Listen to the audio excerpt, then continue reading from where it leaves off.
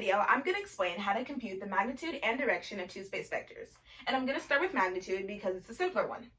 Magnitude is the length of the directed line segment, or the distance from the origin to the vector.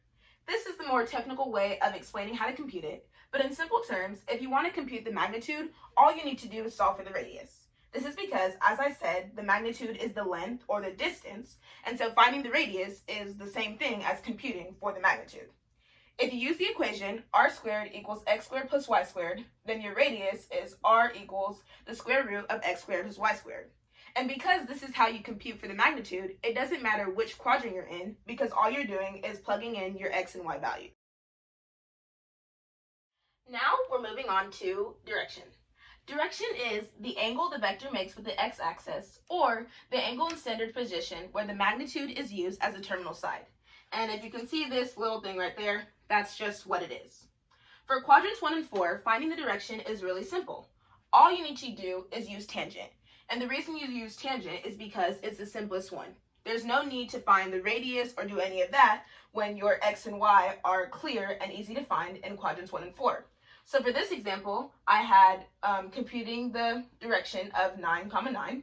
And so all I did was y over x, which is 9 over 9 equals 1. And then using the unit circle, I found out that the direction is pi fourths. When you're computing the direction in quadrant 2, you want to use cosine. In order to use cosine, you first have to find the r. And that's because cosine is x over r. So with this example, my x was -1 and my y was the square root of 3.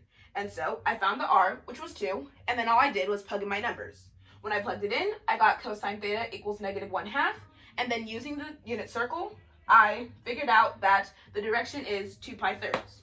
So summary for that is use cosine when you're finding direction in quadrant 2. Computing the direction in quadrant 3 seems difficult, but there are actually only 2 steps. First, you compute the direction for a parallel vector in quadrant 1, and second, you add pi radians or 180 degrees. In this example, my ordered pair was -2, -3. So I drew a parallel vector, which was 2, 3. Now because this parallel vector is in quadrant 1, I used tangent to find the direction. Tangent of theta equals y over x, and so tangent theta equals 3 over 2. Because this is parallel, it's the inverse. And so theta equals arctan 3 over 2, and then I add pi radians, so theta equals pi plus arctan 3 over 2.